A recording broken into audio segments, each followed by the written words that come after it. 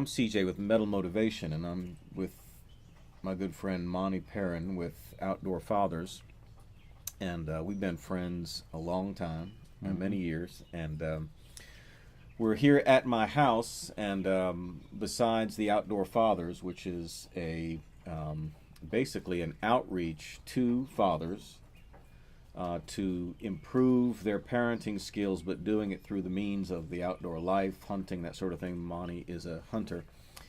And we spent about 5 years here in this yard because you own a landscaping business, and we would talk about your interests and what could be done to kind of see that thing develop. So what you've been doing now for, how long has it been, past half year or so, or Here in the yard? no, sorry, Outdoor Fathers. August will be a year. We started the conversation, there was no Facebook and all that sort of thing, so we were looking at different ways to do it. We talked about some ebook stuff, we talked about some video stuff. We're gonna and do it the old-fashioned the old we're going to do it the old-fashioned way through a blog, But then I started the Metal Motivation launched it back in October of 2009, and as we continued to talk, we were able to see how what I was doing sort of ahead of the curve could be applied to what you were doing. And so even making this video now is just part of that evolution. We're in a new era of social media where everything is evolving. There is no right and wrong way at this point. It's about getting content. It's about building audiences. It's about refining the message and all. Because we don't have a publishing industry or a hunting industry or a music industry or a some big media corporation behind. So the field's been leveled. Yeah, the field has been leveled, and it all depends on individuals to make something happen. And so this is a unique discussion because you're bringing two completely different emphases, two completely different outreaches. Mine being Metal Motivation, which is a daily screams for living aggressively, kind of a Tony Robbins meets Metallica approach to personal development and self-help, if you will, and do that through blog and video and Facebook pages and all this sort of stuff. And Outdoor Fathers is taking a similar approach, building up a Facebook fan page and all of that. But so we've been sort of working on a lot of that behind the scenes. You've kept up with what I'm doing, and I'm, of course, involved in what you're doing. And so far, everything has worked relatively well. And this particular video is sort of an evolution in the sense that, we're bringing together different entities to kind of talk about, some of this.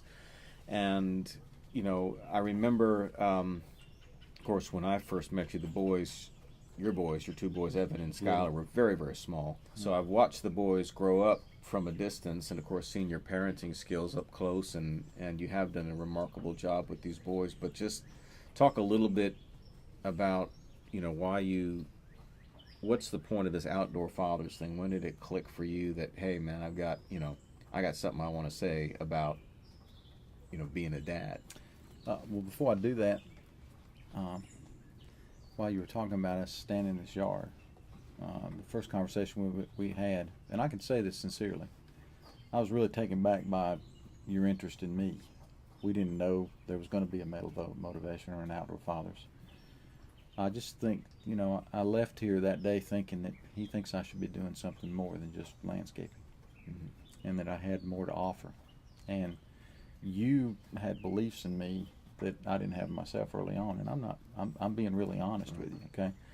And as far as Metal Motivation comes, I was actually in a Bible study a few years ago, and everybody in that Bible study was more accomplished than me. But I knew sitting there that none of them were more intelligent than me. None of them had a better work ethic than me. They'd all just prepared themselves to handle bigger problems. And I started asking myself, what have I done that I'm really proud of? And the biggest thing I could come up with was what I've done with my sons.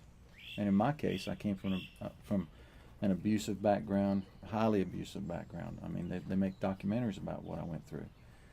But I ended that mess. That stuff ended with me, and I started a new dynamic. I started something I didn't perpetuate that. Right. My boys are prepared for life, and my boys will be prepared to be great fathers and husbands.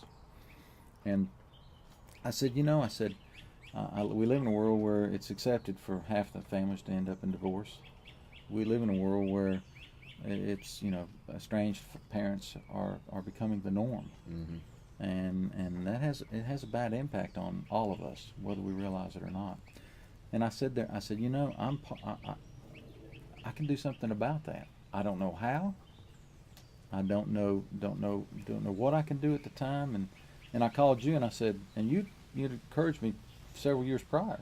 I called you and said, Chris, I'm ready.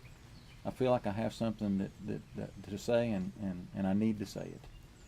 And that's where I am with Outdoor Fathers, because I've always said, and I've said this so many times, I've always been a fruit inspector. Mm-hmm. Here's why people should listen to me. I've got the fruit on the tree. Right. I've raised amazing kids. Right. I've raised kids that are going to own their generation. Yep. Okay, and is that arrogant? I don't think so. Not if it's true. Well, it's true. Okay, it is. And I had so many confirmations when I started going into this. I mean, in one situation, I was at a New Year's party, and it was kind of a floating thing, and my kids were there with me, and I got in a conversation with one of the kids a group of 4 or 5 adults about children, and it turns out one of those parents, one of those mothers, had a strong-willed child like mine, and in the course of that conversation, I looked at her. I said, my youngest child stopped crying the day he crawled. He cried every day of his life till the day he crawled, and I said I understood why he quit crying. Because he was very strong-willed and he didn't have any motor skills, and it's terrible for a control freak not to have motor skills. And she looked at me and she said, my child did the same thing. And that opened up a doorway for us to talk. And I started talking to them about things that I had done with my kids, and they were probably 11 and 9 at the time. And somehow Evan came in there, and they started talking to Evan almost like they were interviewing him. Right. And as I'm sitting there thinking, I'm sharing things with these people that aren't the norm. Right. It was the norm to me, but it wasn't the norm. And in my opinion, people are not awake to a problem. They've accepted, what's normal today, to let the TV be the babysitter of the video games. Right. Okay, instead of, it takes work. Right. I've had some opportunities to go make more money doing things. Right. But I couldn't do it. Right. Because it would take me away from my family. Take you away from your calling. Yes, sir. My calling is to be a good father at this point in time. And so Outdoor Fathers becomes an extension of your calling, as you say, because of what I've learned, because of what I've done, because of where my passion is, and because I can communicate, I want to now, help in other fathers, and because it is a crisis. I mean, it's certainly a crisis. I think it's one of the biggest crises we have in this country. And as a matter of fact, I think most crises go back to the fact that families haven't taken care of their own. They haven't taken care of their kids. They haven't taken care of their older people.